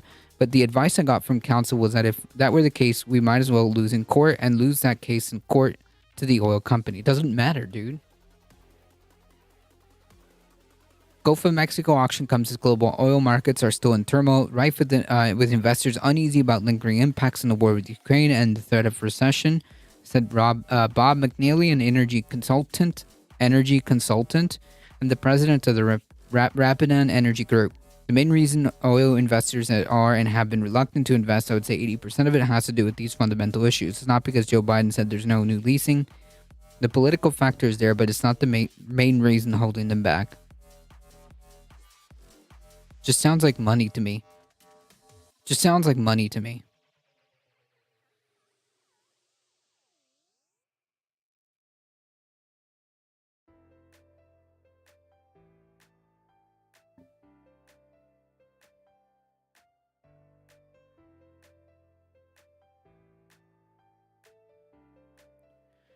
I think we should probably, this we already went through. Essentially, we won't get another update or an answer really until April or end of April.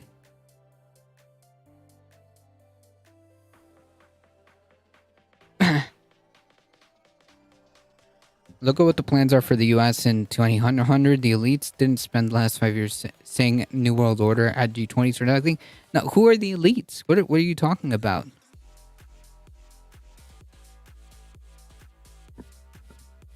Who are the elites? Come on, elaborate. What does that mean?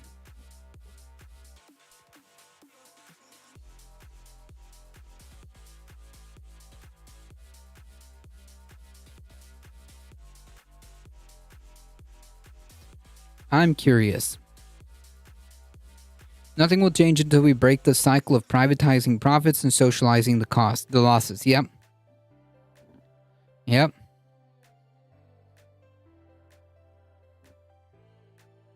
No, I want you to specifically, why is it so hard to answer a question? Why is it so hard to answer a question or to respond to my request?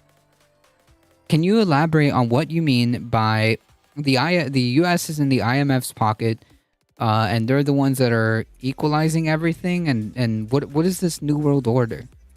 And what do you mean by elites?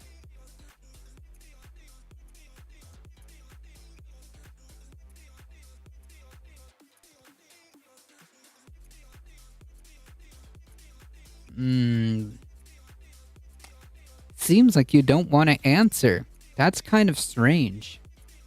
Just seems very strange.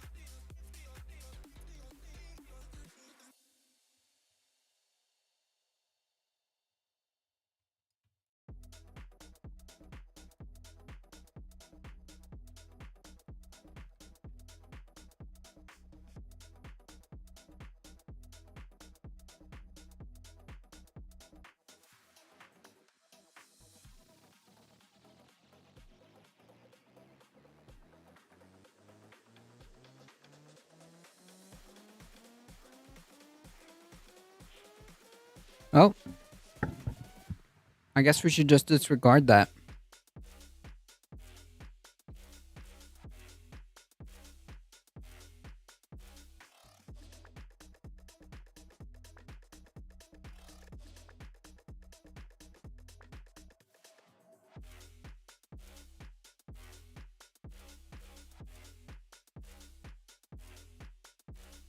Anyway, so the point being is that the grand jury with regards to the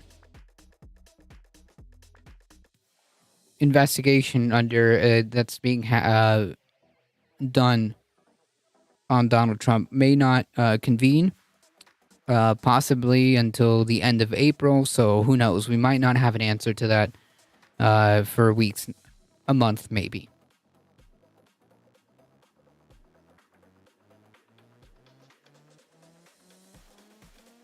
Governor Newsom decides to essentially penalize or set caps at against oil companies that are making too much profit. In other words, they're limiting their profit. I'm hoping that the goal is to reduce, or I guess essentially discourage fossil fuel, make them less and less economically viable. The title of this article empowers regulators to penalize oil companies for making too much money. Good meme. However, where have I been banned? I don't know, Maple. What have you done?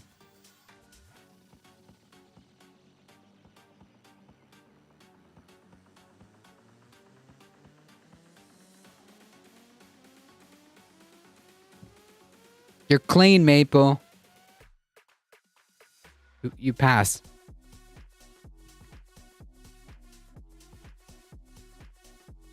You got a squeaky clean record.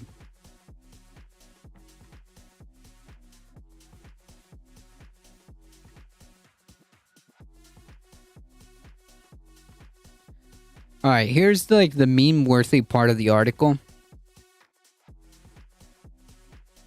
Here's the meme-worthy part of the article. The oil industry doesn't mind a David and Goliath comparison as long as we're David and not Goliath, says says a spokesperson for a incredibly wealthy industry, mega industry. As long as you think we're the little guy. It said Kevin Slagle, spokesperson for Western State Petroleum Association, about the industry's influence at the state capitol. Just look at the results of the last couple of years of legislation. Oh no!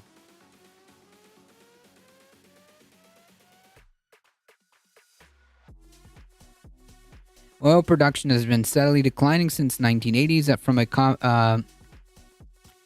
a combination of exhausting supplies and the state's changing policy priorities. A state law requires California to be carbon neutral by 2045, meaning the state would remove as many carbon emissions as it emits. The plan to do so would reduce demand for liquid petroleum by 94% in 2045. State regulators have also banned the sale of most new gas-powered cars by 2035. Last year, the state legislature approved a bill limiting where new oil wells can be drilled, providing buffer zones around homes, schools, and other sensitive sites. I mean, it should be banned, period. The oil company and the oil lobby is the biggest impediment to a just transition. This is true. Did you guys see the Canadian federal budget? No. I like how my user ID only has 8 characters.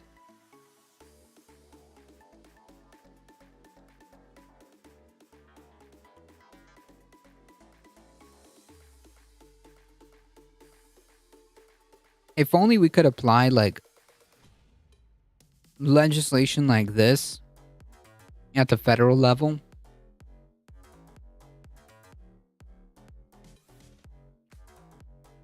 Would be nice.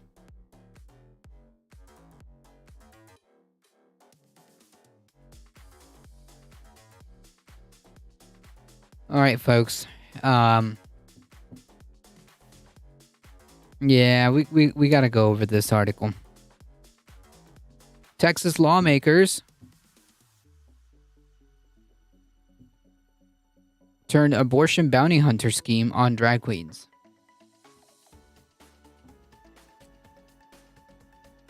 A Texas bill would allow anyone to sue people who perform in drag where minors are present, or sue someone who hosts such a performance and collect $5,000 in damages plus attorney fees, whether or not a minor was brought to the performance by their parent or guardian.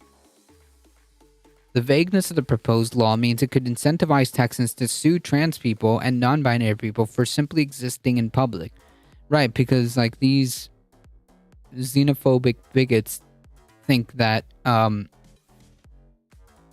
trans people are just the same as drag.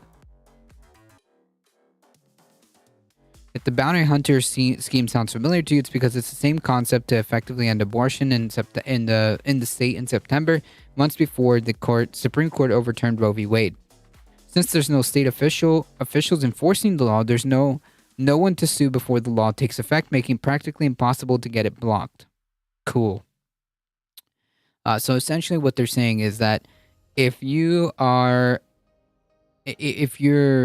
guess, doing a drag performance, which is just a drag performance, and there are minors present or could be present, or there is a minor present, even if it's brought by an adult,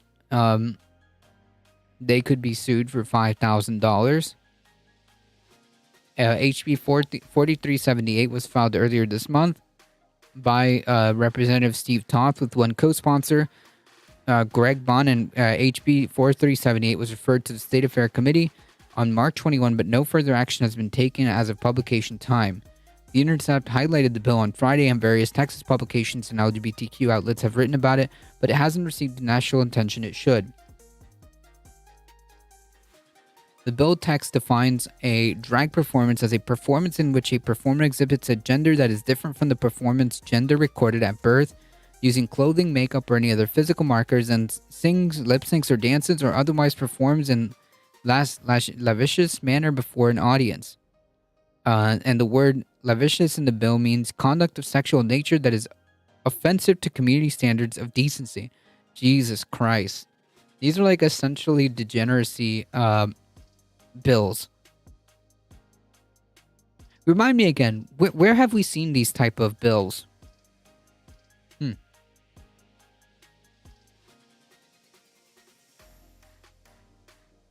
I'm pretty sure some weird Germans in the 20s had similar ideas. Footloose? Ghana? True, actually. Unironically. Yeah. Sad but true. Holy City. Ground level news, welcome. You can see how these very broad definitions could lead people to suing someone who they simply think is trans, as well as those who are dressed in full drag at brunch or story hour.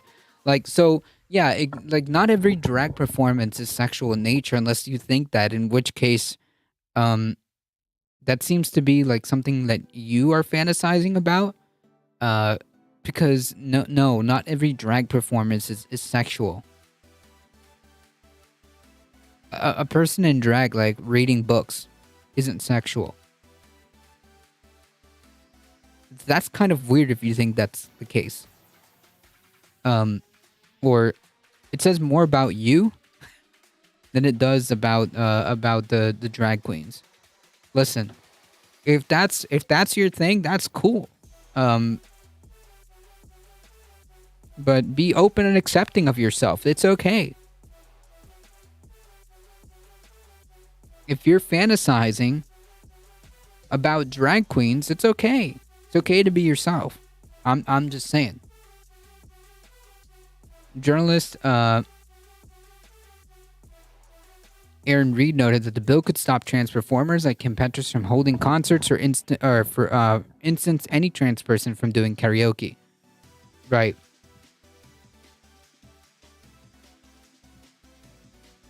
If not for drag queens, I would never gotten my start for costuming. Nice. Most drag performers are camp, not sexual. Exactly. Yeah, like they're not sexual. Like anybody who thinks that they're sexual are probably just like self-reporting a kink that they have, maybe. Which again, that's fine, but like own it, you know? If that's you and you find that sexual, be true to yourself. It's all right.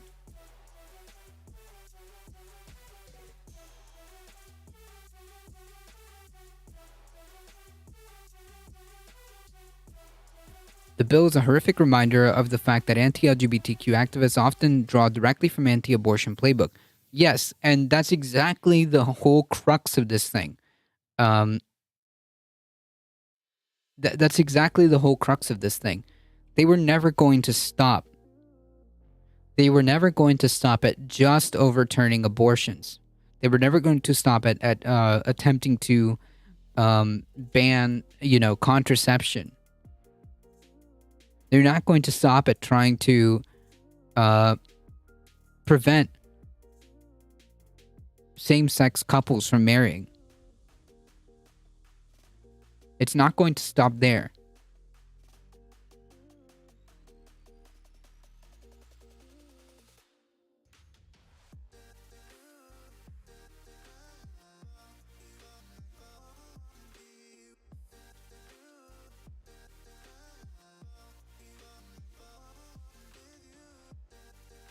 In olden times, there were only male actors, even for female roles. Yep.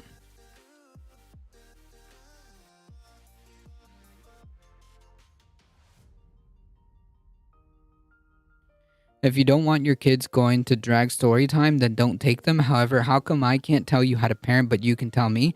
Because, as SV Hartkin just pointed out, control is the crux of it.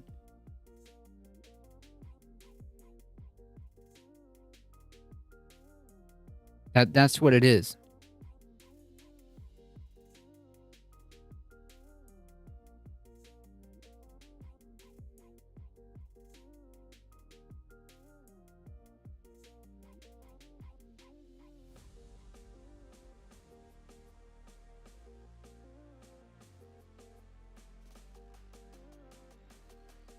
The control pathway and anxiety pathway have an inverse relationship.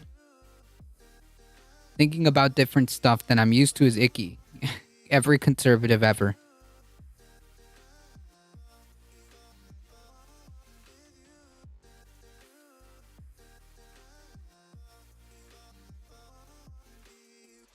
So they tried to ban TikTok before, but again, Ron Paul opposed.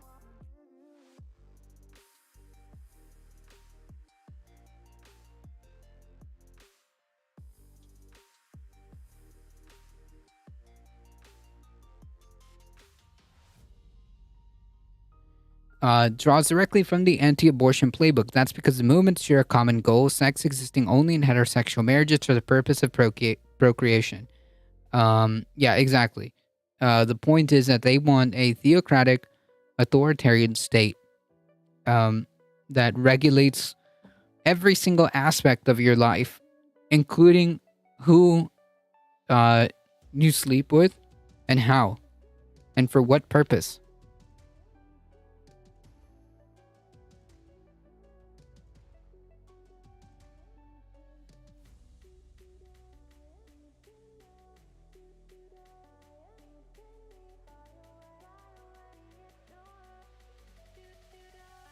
Yeah, we'll definitely keep track of what's going on.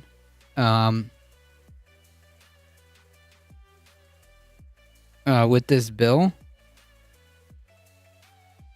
I mean, obviously, this is bullshit. Whatever. They can't really do anything. But the point is that the bill that's currently on the table.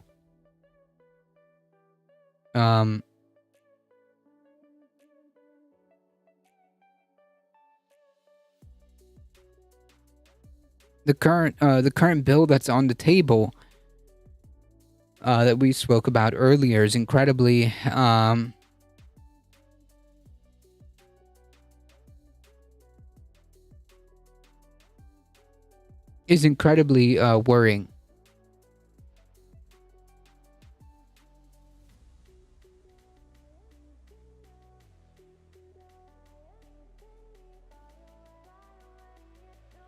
We'll see how that goes.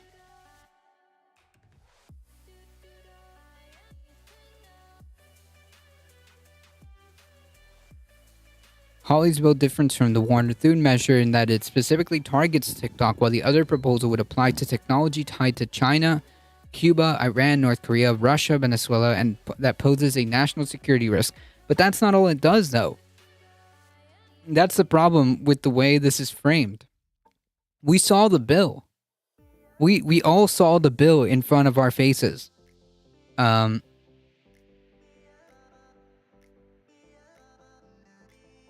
We saw the bill. This is not just,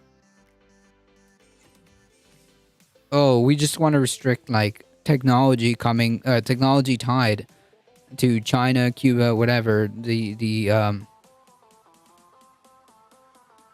listed adversaries, whatever. It's not just that.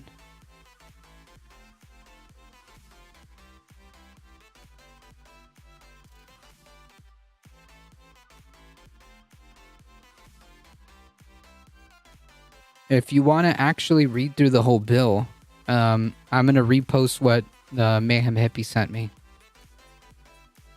This is the bill as it exists right now.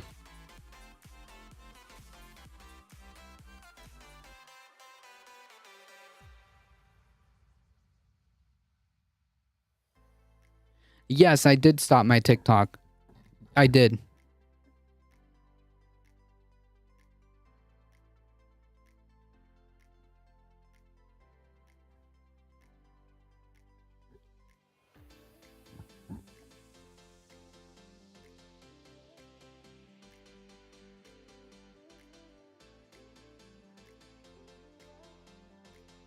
I know, I'm sorry. Never created a TikTok, saw this coming from a light year away. Oh my goodness. I mean, like, Facebook Shorts. I mean, not Facebook Shorts. YouTube Shorts is actually not half bad.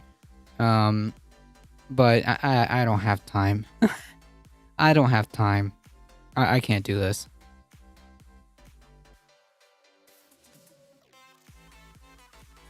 All right, so TLDR, yeah, these people want more control, and they're not going to stop. They were never going to stop at Roe v. Wade, and they will continue down this path. An unironic, slippery slope. A movement, a party, a political ideology that does not accept the fact that people have the right to bodily autonomy and self-determination. This path is only inevitable.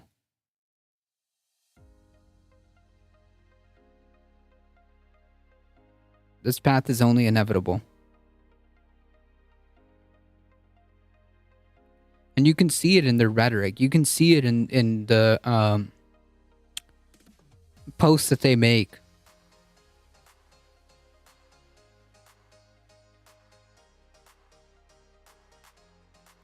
Oh, I saw this, Mayhem Hippie. Yeah, this is horrible.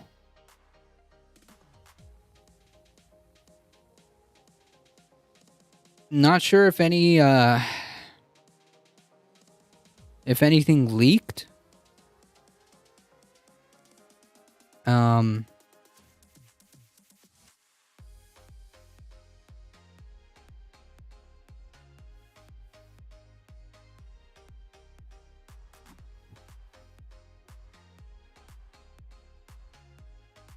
But that's horrible.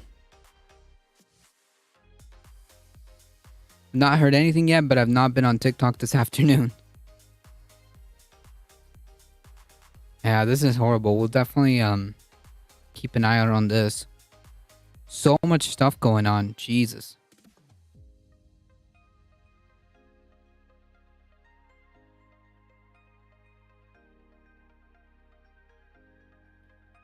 Also have Facebook on lockdown, no Instagram, Twitter heavily restricted, and Google account restricted and locked behind 3-factor authentication.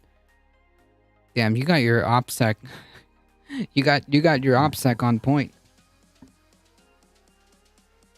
All right, I gotta get out of here, folks.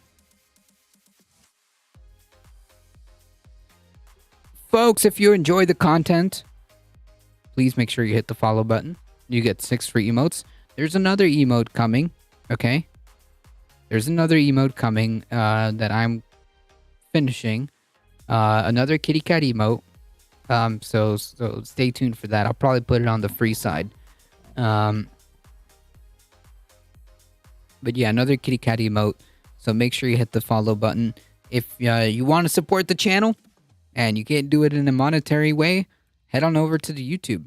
It really does help us out. Hit the subscribe button. We're at 224 now. Yeah, I'm not paying 8 months. Yeah, 8 months. I'm not paying $8 a month for Twitter. Yeah, no way. Later. Thank you so much for hanging out, Mayhem Hippie. Have fun. Thank you, It's the Morton, for hanging out. Appreciate that. Yeah, look at all those emotes. Check that out, huh? Isn't that neat? We'll be back tomorrow, maybe. Stay tuned to the Discord or Twitter. Maybe. I'm off tomorrow, so I'm not sure, but I'll keep that pending. As always, please stay safe. Please take care of each other. I love you all, and I hope to see you guys in the next one. See ya, folks. Stay cool, chat, alright? Listen, wherever we go, everybody has to be chill. I'm always watching, alright? See ya. Yes, new kitty emote coming.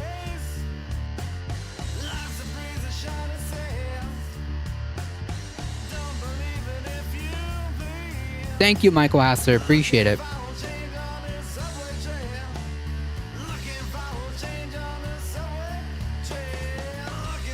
Alright, folks, hang tight. We are heading out in 5, 4, 3, 2, 1. See ya!